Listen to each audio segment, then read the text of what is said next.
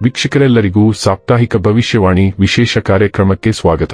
ಸ್ನೇಹಿತರೆ, ಏಪ್ರಿಲ್ 8 ರಿಂದ ಏಪ್ರಿಲ್ 14ರವರೆಗಿನ ವೃಷಭ ರಾಶಿಯವರ ಭವಿಷ್ಯವನ್ನು ತಿಳಿದುಕೊಳ್ಳೋಣ. ಈ ವಾರ ವೃಷಭ ರಾಶಿಯವರ ಫಲಾಫಲಗಳೇನು, ಗ್ರಹಗತಿಗಳು ಹೇಗಿರಲಿವೆ, ಕೌಟುಂಬಿಕ ಸಾಮಾಜಿಕ ಜೀವನ ಹಾಗೂ ವ್ಯಾಪಾರ ವಹಿವಾಟು ಹೇಗೆ ನಡೆಯಲಿದೆ, ಅಲ್ಲದೆ ಯಾವೆಲ್ಲ ಸಮಸ್ಯೆಗಳು ನಿಮ್ಮನ್ನು ಈ ಸಾಪ್ತಾಹಿಕದಲ್ಲಿ ಕಾಡಲಿವೆ, ಅವುಗಳಿಗೆ ಪರಿಹಾರಗಳೇನು ಎಂಬುದನ್ನು ತಿಳಿಯಲು ಈ ವಿಡಿಯೋವನ್ನು ಸಂಪೂರ್ಣವಾಗಿ ವೀಕ್ಷಿಸಿ. ವಿಡಿಯೋ ಪ್ರಾರಂಭಿಸೋದಕ್ಕೂ ಮುನ್ನ ನೀವಿನ್ನೂ ನಮ್ಮ ಚಾನೆಲ್ ಸಬ್ಸ್ಕ್ರೈಬ್ ಮಾಡದೇ ಇದ್ದರೆ ಕೂಡಲೇ ನಮ್ಮ ಚಾನೆಲ್ ಸಬ್ಸ್ಕ್ರೈಬ್ ಮಾಡಿ. ಹೆಚ್ಚಿನ ವಿಡಿಯೋ ಅಪ್ಡೇಟ್ಗಾಗಿ ಪಕ್ಕದ ಬೆಲ್ ಐಕಾನ್ ಬಟನ್ ಕ್ಲಿಕ್ ಮಾಡಿ. ಈ ವಾರದ ಚಂದ್ರನ ಸಂಚಾರ ಪೂರ್ವಭಾದ್ರ ನಕ್ಷತ್ರದಿಂದ ಆರಿದ್ರಾದವರೆಗೆ.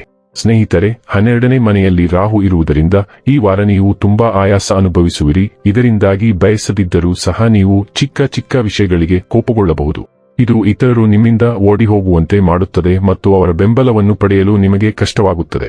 ಈ ವಾರ ನಿಮ್ಮ ಮುಂದೆ ಬಂದಿರುವ ಎಲ್ಲಾ ಯೋಜನೆಗಳಲ್ಲಿ ಹೂಡಿಕೆ ಮಾಡುವ ಮೊದಲು ನೀವು 2 ಬಾರಿ ಯೋಚಿಸಬೇಕಾಗುತ್ತದೆ. ಏಕೆಂದರೆ ಮುಂದೆ ಬರುವ ಅವಕಾಶದ ಹಿಂದೆ ಸಂಭವನೀಯ ಷಡ್ಯಂತ್ರವಿದೆ, ಅದನ್ನು ನೀವು ಭವಿಷ್ಯದಲ್ಲಿ ಅನುಭವಿಸಬೇಕಾಗುತ್ತದೆ. ಈ ವಾರ ನಿಮ್ಮ ಮಕ್ಕಳಿಗೆ ಹೆಚ್ಚಿನ ಸಲಿಗೆ ಕೊಡುವುದು ಭವಿಷ್ಯದಲ್ಲಿ ನಿಮಗೆ ಸಮಸ್ಯೆಗಳನ್ನು ಉಂಟುಮಾಡಬಹುದು. ಆದ್ದರಿಂದ ಮೊದಲಿನಿಂದಲೂ ಅವರ ಮತ್ತು ಅವರ ಸಹವಾಸದ ಮೇಲೆ ನಿಗಾ ಇರಿಸಿ.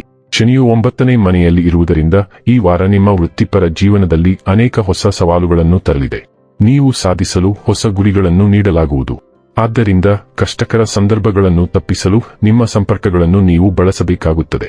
ಈ ವಾರ ಬುದ್ಧಿವಂತಿಕೆಯ ದೇವರುಗಳು ಅನೇಕ ವಿದ್ಯಾರ್ಥಿಗಳಿಗೆ ಕಠಿಣ ಪರಿಶ್ರಮದ ಫಲವನ್ನು ಒದಗಿಸುವ ಮತ್ತು ಆಯಾ ಕ್ಷೇತ್ರಗಳಲ್ಲಿ ಯಶಸ್ಸನ್ನು ಸಾಧಿಸುವ ನಿಟ್ಟಿನಲ್ಲಿ ಕೆಲಸ ಮಾಡುತ್ತಾರೆ. ಅದೇ ಸಮಯದಲ್ಲಿ ಸ್ಪರ್ಧಾತ್ಮಕ ಪರೀಕ್ಷೆಗಳಿಗೆ ತಯಾರಿ ನಡೆಸುತ್ತಿರುವ ವಿದ್ಯಾರ್ಥಿಗಳಿಗೂ ಅದೃಷ್ಟ ಸಿಗುತ್ತದೆ. ಈ ವಾರ ನೀವು ಹಣದ ವಿಷಯಗಳಲ್ಲಿ ಬಹಳ ಜಾಗರೂಕರಾಗಿರಿ. ತರಾತುರಿಯಲ್ಲಿ ತೆಗೆದುಕೊಂಡ ನಿರ್ಧಾರವು ನಿಮ್ಮ ಸಮಸ್ಯೆಗಳನ್ನು ಹೆಚ್ಚಿಸಬಹುದು.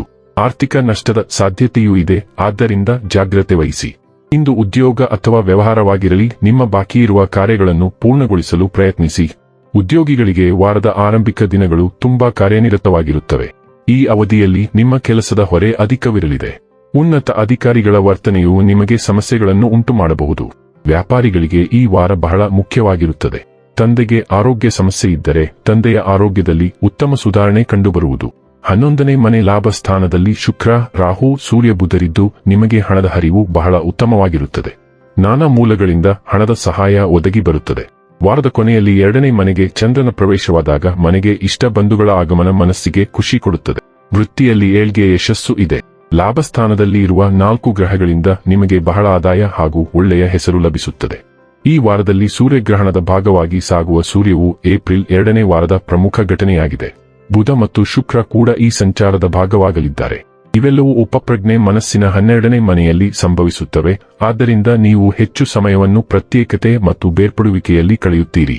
ನೀವು ಒಬ್ಬಂಟಿಯಾಗಿರುವಾಗ ನಿಮ್ಮ ಆಲೋಚನೆಗಳು ಪ್ರವರ್ಧಮಾನಕ್ಕೆ ಬರುತ್ತವೆ ಮತ್ತು ಕಾರ್ಯತಂತ್ರದ ಯೋಜನೆಗೆ ಇದು ಉತ್ತಮ ಸಮಯ. ಸೂರ್ಯಗ್ರಹಣದ ಪ್ರಭಾವವು ಮುಂದಿನ 6 ತಿಂಗಳವರೆಗೆ ಇರುತ್ತದೆ. ಆದ್ದರಿಂದ ಬ್ರಹ್ಮಾಂಡವು ನಿಮಗೆ ವಿರಾಮವನ್ನು ನೀಡುತ್ತಿದೆ. ಇದರಿಂದ ನೀವು ಉತ್ತಮ ಯೋಜನೆಯೊಂದಿಗೆ ಭವಿಷ್ಯದಲ್ಲಿ ಚಲಿಸಬಹುದು. ಈ ವಾರದಲ್ಲಿ ನೀವು ಮೌನವಾಗಿ, ನಿರ್ಲಿಪ್ತರಾಗಿ ಮತ್ತು ಪ್ರಾರ್ಥನಾಶೀಲರಾಗಿರುತ್ತೀರಿ. ಬುಧವು 12ನೆಯ ಮನೆಯ ಮೂಲಕ ಹಿಮ್ಮೆಟ್ಟುತ್ತಿದೆ ಮತ್ತು 11ರಂದು ಅದು ಸೂರ್ಯನನ್ನು ಸಂಯೋಗಿಸುತ್ತದೆ. ಆದ್ದರಿಂದ ಈ ದಿನ ಸಹೋದ್ಯೋಗಿಗಳೊಂದಿಗೆ ವಾದಗಳನ್ನು ತರಬಹುದು. ನಿಮ್ಮ ಆಲೋಚನೆಗಳು ಚದುರಿ ಹೋಗಿವೆ ಎಂದು ನೀವು ಕಂಡುಕೊಳ್ಳಬಹುದು ಮತ್ತು ನಿಮ್ಮನ್ನು ಸ್ಪಷ್ಟವಾಗಿ ವ್ಯಕ್ತಪಡಿಸಲು ಕಷ್ಟವಾಗಬಹುದು. ಈ ಅವಧಿಯು ಸಂವಹನಕ್ಕೆ ಮಹತ್ವದ್ದಾಗಿದೆ, ಆದರೆ ಸರಿಯಾದ ಅಭಿವ್ಯಕ್ತಿಯಲ್ಲಿ ಕಷ್ಟಗಳು ಇರುತ್ತವೆ. ಘರ್ಷಣೆಗಳು ಅಥವಾ ಗೊಂದಲಗಳನ್ನು ತಪ್ಪಿಸಲು ತಾಳ್ಮೆಯಿಂದಿರುವುದು ಮತ್ತು ಗಮನಹರಿಸುವುದು ಅತ್ಯಗತ್ಯ. ನಿಮ್ಮ ಯೋಜನೆಗಳು ಮತ್ತು ಯೋಜನೆಗಳಲ್ಲಿ ವಿಳಂಬಗಳು ಅಥವಾ ಹಿನ್ನಡೆಗಳನ್ನು ಸಹ ನೀವು ಅನುಭವಿಸುವಿರಿ. ನೀವು ನಮ್ಯತೆ ಮತ್ತು ಹೊಂದಿಕೊಳ್ಳುವಿಕೆಯನ್ನು ವ್ಯಾಯಾಮ ಮಾಡಬೇಕಾಗುತ್ತದೆ. ನಿಮ್ಮ ಆಂತರಿಕ ಆಲೋಚನೆಗಳು ಮತ್ತು ಉಪಪ್ರಜ್ಞೆ ಮಾದರಿಗಳ ಆತ್ಮಾವಲೋಕನ ಮತ್ತು ಪ್ರತಿಬಿಂಬಕ್ಕಾಗಿ ದಯವಿಟ್ಟು ಈ ಸಮಯವನ್ನು ಬಳಸಿ. 10ರಂದು ಮಂಗಳವು ನಿಮ್ಮ 11ನೇ ಮನೆಯಲ್ಲಿ ಶನಿಯೊಂದಿಗೆ ಸಂಯೋಗವಾಗುತ್ತದೆ ಮತ್ತು ನಿಮ್ಮ ದೀರ್ಘಾವಧಿಯ ಗುರಿಗಳು ಮತ್ತು ಮಹತ್ವಾಕಾಂಕ್ಷೆಗಳನ್ನು ಸಾಧಿಸಲು ನೀವು ಬಲವಾದ ಚಾಲನೆಯನ್ನು ಅನುಭವಿಸುವಿರಿ. ಉದ್ಭವಿಸಬಹುದಾದ ಯಾವುದೇ ಅಡೆತಡೆಗಳು ಅಥವಾ ಸವಾಲುಗಳ ಹೊರತಾಗಿಯೂ ನಿಮ್ಮ ಆಕಾಂಕ್ಷೆಗಳನ್ನು ಸಾಕಾರಗೊಳಿಸುವ ನಿಟ್ಟಿನಲ್ಲಿ ನಿರ್ಣಾಯಕ ಕ್ರಮ ತೆಗೆದುಕೊಳ್ಳಲು ಈ ಜೋಡಣೆ ನಿಮಗೆ ಅಧಿಕಾರ ನೀಡುತ್ತದೆ. ಅದೇ ಸಮಯದಲ್ಲಿ ಮಂಗಳ ಮತ್ತು ಶನಿ ಕಮಾನು ಶತ್ರುಗಳಾಗಿದ್ದು ಇದು ಚರ್ಚೆಗಳಲ್ಲಿ ವಾದಗಳಿಗೆ ಕಾರಣವಾಗಬಹುದು. ರಿಟ್ರೋಗ್ರೇಡ್ ಮರ್ಕ್ಯುರಿಯು ಅಸ್ತಿತ್ವದಲ್ಲಿರುವ ಯೋಜನೆಗಳು ಅಥವಾ ಹಿಂದಿನ ಸ್ನೇಹಿತರಿಗೆ ಕೆಲವು ಮರುಕೆಲಸವನ್ನು ತರಬಹುದು.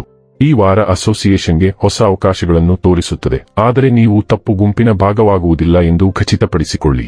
ಮರ್ಕ್ಯುರಿ ರಿಟ್ರೋಗ್ರೇಷನ್ ಸಹ ನಕಲಿ ಕೊಡುಗೆಗಳನ್ನು ತರಬಹುದು.